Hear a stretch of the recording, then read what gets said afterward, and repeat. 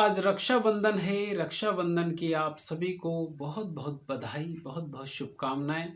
और रक्षाबंधन का ये पावन त्योहार आज चल रहा है, लेकिन इस रक्षाबंधन की जो कहानियां हैं आपने बहुत सारी सुनी होगी, लेकिन एक ऐसी कहानी मैं आपको सुनाने वाला हूं जो कि भगवान श्री रामचंद्र के युग त्रेता युग से जुड़ी हुई है।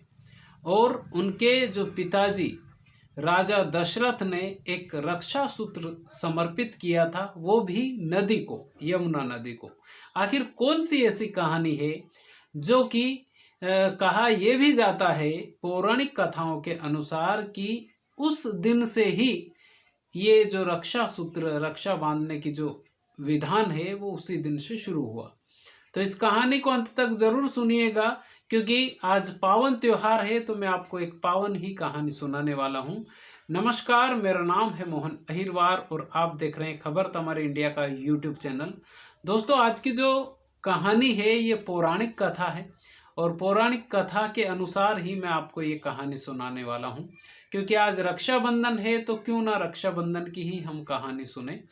तो पौराणिक कथा के अनुसार त्रेता युग में एक ऐसा पुत्र हुआ इस धरती पर जिसका नाम आज तक चल रहा है। और मुझे ऐसा लगता है कि जब तक ये धरती रहेगी तब तक उस पुत्र का नाम इस युग में, यानी कि उनका जो नाम है वो रहेगा। उनका नाम था श्रवण कुमार।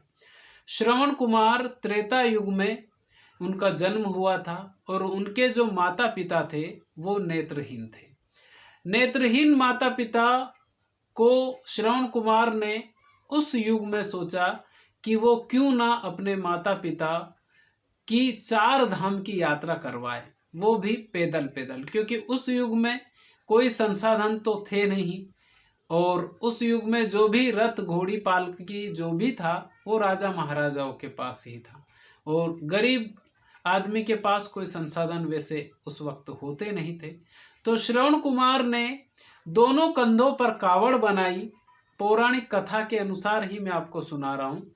और दोनों कंधों पर उन्होंने कावड़ बनाई एक, और एक तरफ अपनी माताजी को बिठाया और एक तरफ अपने पिताजी को बिठाया और कंधे पे रखकर वो चल दिए। तो चलते चलते जब वो अयोध्या पहुंचे तो अयोध्या में यमुना नदी के किनारे उनके माता पिता ने कहा कि बेटा, हमें प्यास लग रही है और आप पानी हमें पिला दीजिए, क्योंकि श्रवण कुमार आज्ञाकारी पुत्र थे और उनके जैसा पुत्र आज तक इस धरती पर आज्ञा के मामले में कोई दूसरे पुत्र ने जन्म नहीं लिया है।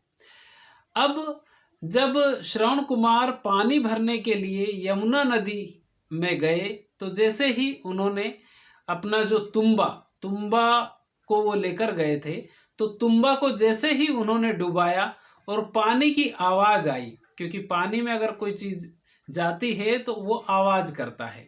जैसे ही आवाज आई वहां पर पहले से ही अयोध्या के राजा दशरथ आखेट के लिए बिल्कुल तैयारी में बैठे हुए थे। आखेट बोले तो शिकार के लिए वो तैयारी में बैठे हुए थे। जैसे ही उनको आवाज सुनाई दी कि हाँ, पानी में मृग आया है, मृग यानी कि हिरण आया है, और जैसे ही उनको लगा कि हाँ कोई पानी में आया है, उन्होंने शब्द भेदी बाण चला दिया।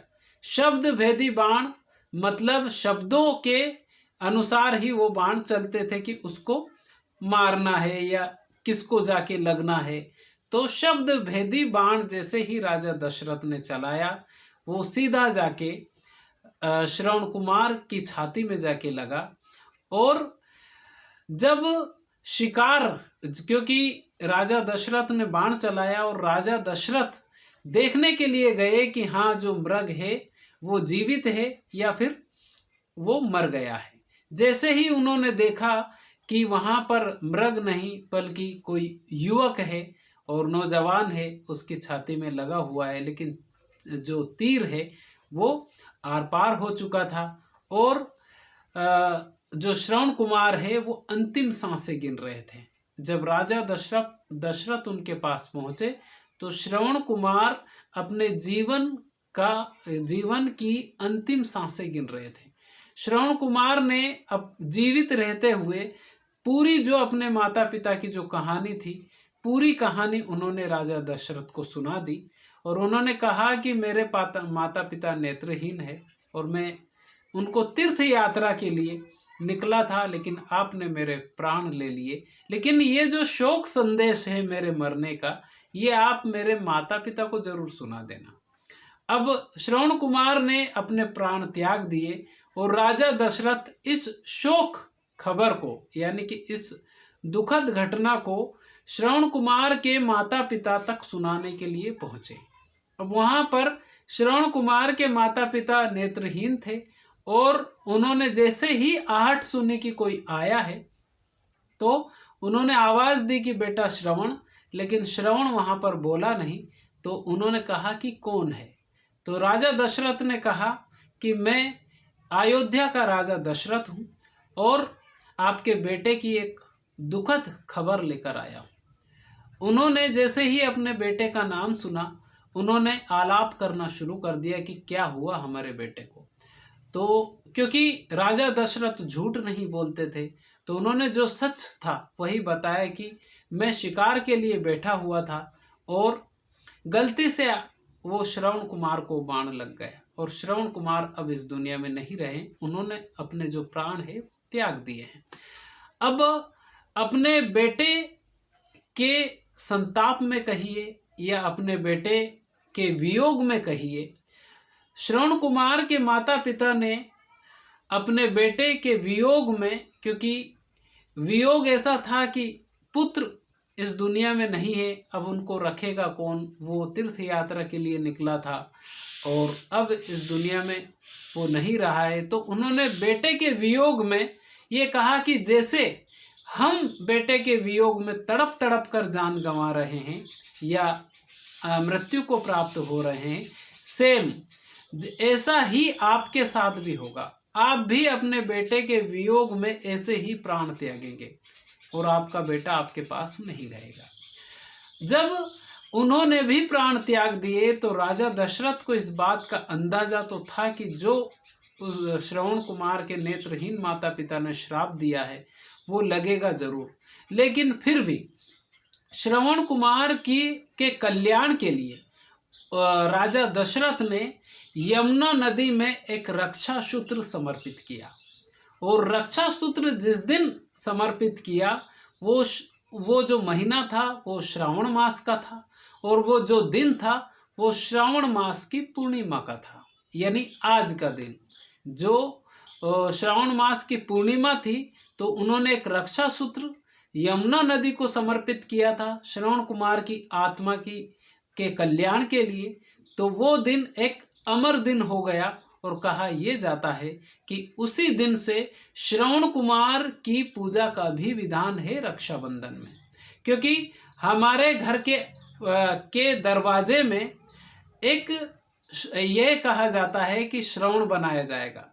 अब समझ में इस कहानी को सुनने के बाद में ये समझ में आया, क्योंकि ये कहानी मैंने आज ही पढ़ी है और हमारे घर के दरवाजे में भी जो बहनें हैं जो वो आती हैं, चाहे वो किसी, क्योंकि मान लीजिए मेरी सगी बहन नहीं है तो परिवार में जिसकी भी बहन है वो घर के दरवाजे में श्रवण बनाती है, उनको पूजती है और जैसा उनका विधान है वैसा कहा जाता है। तो आज से ये मुझे भी समझ में आ गया कि श्रवण कुमार की पूजा का विधान भी रक्षाबंधन के दिन है, क्योंकि जिस दिन उन्होंने अपना वो गोलोक यानी देवलोक को जब वो प्राप्त हुए थे उस दिन श्रावण महीना था और श्रावण मास की पूर्णिमा थी, इसलिए रक्षाबंधन का त्यौहार श्रावण मास की पूर्णिमा के दिन मनाया जाता है और पूरा का पूरा पावन त्यौहार है। और इसीलिए आप सभी को श्रवण कुमार की इस कहानी के उपलक्ष्य में या रक्षाबंधन के उपलक्ष्य में आपको बहुत बहुत बधाइयाँ, बहुत बहुत शुभकामनाएं। इस कहानी से आपको क्या सीखने के लिए मिला आप हमें कमेंट करके ज़रूर बताइए। और क्योंकि श्रवण कुमार एक ऐसे आज्ञाकारी पुत्र थे, उनके जैसा दूसरा आज्ञाकारी पुत्र इस धरती पर पैदा नहीं हुआ, ऐसा कहा जाता है। क्योंकि ये त्रेता युग की कहानी है और हर घर में श्रवण कुमार जैसा पुत्र हो, पिता तो यही चाहते हैं। लेकिन ये कलयुग चल रहा है, यहाँ पर जैसे ही बेटा जवान होता है और पिताजी के जो चप्पल है वो पुत्र के पैरों में आने लगते हैं, यानी बड़े हो जाते हैं, तो पिताजी से ही सवाल पुत्र पूछता है कि आपने पूरे जीवन में किया क्या है। तो श्रवण कुमार वो त्रेता युग था, ये कलयुग है। लेकिन हाँ, बहुत सारी जगहों पर श्रवण कुमार जैसे पुत्र आज भी पैदा हो रहे हैं और अपने माता पिता की सेवा वैसे ही कर रहे हैं जैसे कि श्रवण कुमार ने अपने युग में की थी। तो दोस्तों, ये कहानी कैसी लगी आप हमें कमेंट करके ज़रूर बताइए। और अपने माता पिता के पास या अपने दादा दादी के पास, आपके घर में अगर कोई बड़े बुजुर्ग हो तो उनके पास अपने बच्चों को कहानियाँ ही सुनाने के लिए ज़रूर बिठाएं। क्योंकि श्रवण कुमार जैसे गुण अगर हमें चाहिए तो फिर श्रवण कुमार की कहानियाँ भी सुननी पड़ेगी, अपने बड़े बुजुर्गों के पास बच्चों को बिठाना भी पड़ेगा।